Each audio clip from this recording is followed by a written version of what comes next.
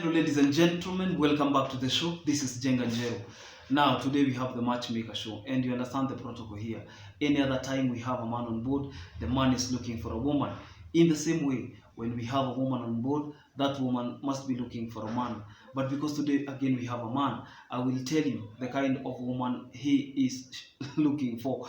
But before then, if you're watching us for the first time, this is the Matchmaker show. We help men and women to get matches, and the moment they get the right ones, they meet their destinies. So you're not lost.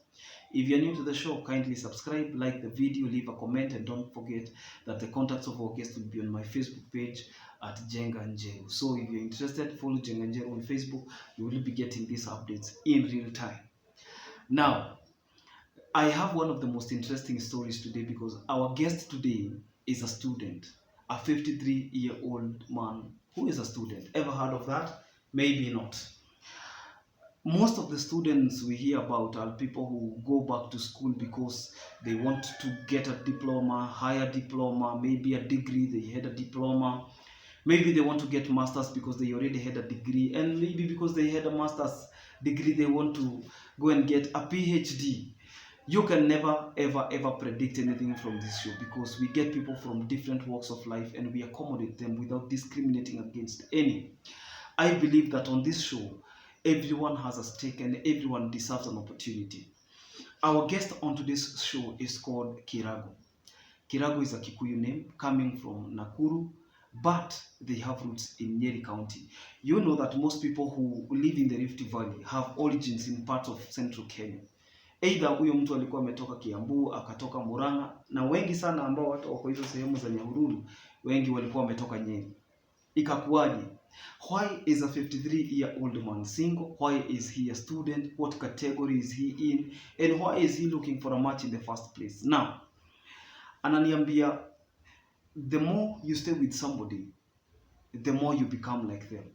The more somebody stays with you, the more they are likely to be like you. The law of association again.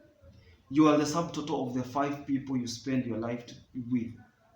If you have 5 friends, if I want to know the kind of person you are, I'll be looking at their behavior.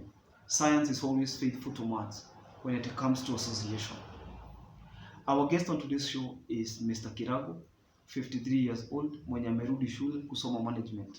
Ameenda kurudi kusoma management because kimemramba. He was married to a lawyer, an attorney, especially ukisikia attorney amepita the bar, ujue hapo hakuna mchezo. So what happened is that I do not understand the correlation between education and divorce. People who are highly educated at times they reason from a higher level of maybe, unajua relationship sometimes unaacha kuipeleka logically, unaacha ikue as emotional as maybe sometimes ukikosa kujifanya mjinga sometimes in a relationship, hiyo relationship ita break.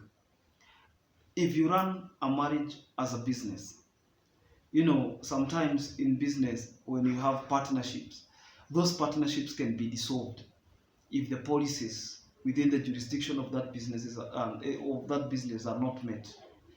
So he was married to a lawyer, and that woman was running that marriage as if it was a law firm.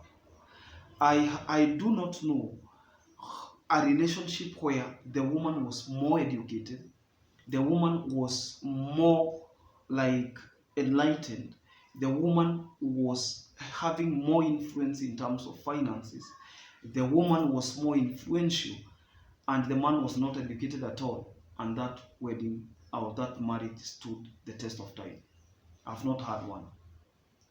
And if you have had several, maybe they deserve to be on Google Scholar. People need to study. What happened is that Kirago is calling himself an illiterate, but I think he's a semi-illiterate because alifika form 1. Sasa yeye, unajua kuna watu ambao, hata I have respect for people who are in business because sometimes business inatakanga faith. Biashara inahitaji mtu ambaye ako na imani, biashara inahitaji mtu mwenye mindset yake ni ya success, very positive mentality. If no matter how educated you are, if you enter business with logic, business plan, kila kitu, hakuna faith, no positivity, hiyo business inaweza anguka. That's why you find out that most people who succeed in both SMEs, small businesses, medium enterprises, watu wenye wanaingia kwa sole proprietorship, wanaingia na kifua na positive mentality na faith. Anasema hii biashara lazima iwork. Anachukua like, you know, they're hustling like peasants because at the end of the day they want to eat like kings and queens. Sasa Kiragu yeye ni hao watu ambao shule iliwakataa, masomo kidogo kidogo iliwakataa. Unagonga ni mwaka yako ya kwanza ukiwa form 1 na ushagonga hii, unafanya tena unagonga dima, mzazi anasikia kama anaweza faint. That ridicule inatuma unakataa hiyo shule because unaona you will waste an entire school period. So that was Kiragu. So watu wenye wanajua Nakuru vizuri, Molo to be specific, wanajua kuna viazi mingi sana. So akaanza hiyo biashara ya kuuza gunia, kushona viazi nini, kuzitransport, akakuwa broker, akakuja pesa ikakuwa mzuri, wakaanza hiyo biashara. So ended up because he had the chums, so akapata madam alikuwa anasoma law, alikuwa school of law, akamchukua akang'ang'ana na yeye kidogo kidogo, akalipa hapa na pale. Madam akamaliza shule, akapata job working with a very good law firm, very successful law firm. Akaanza kupata gigs mzuri. Yeah. And the woman is prominent, anajulikana. So we don't mention names. This show is not about shaming people. So what happened is that 7 years ago, the woman came with divorce papers. Can't. Here haiwezi work.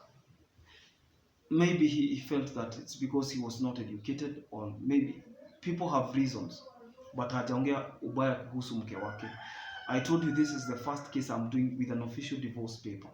We have the divorce papers with us. If you want to see, we cannot upload them, but if you want to see them, you can always see them. Okay, they are out in the public, you can see them.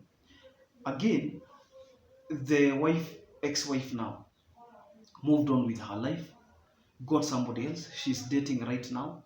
The guy took time. It's been 7 years now, na anasema yeye pia wakati wake umefika, na amekuwa student kwa sababu hiyo kitu unasikianga kusikia vibaya. Sasa hiyo kwa Mount Kenya University alianza level ya kubridge, na anaendeka pole.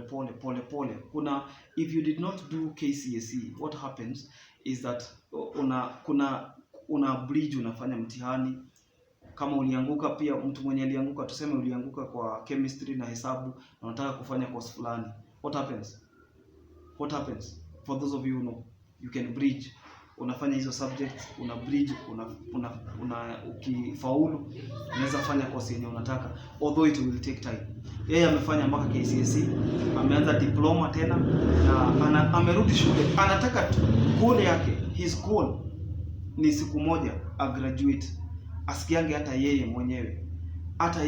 mwenyewe ni graduate, kwa sababu ile torture alipitia.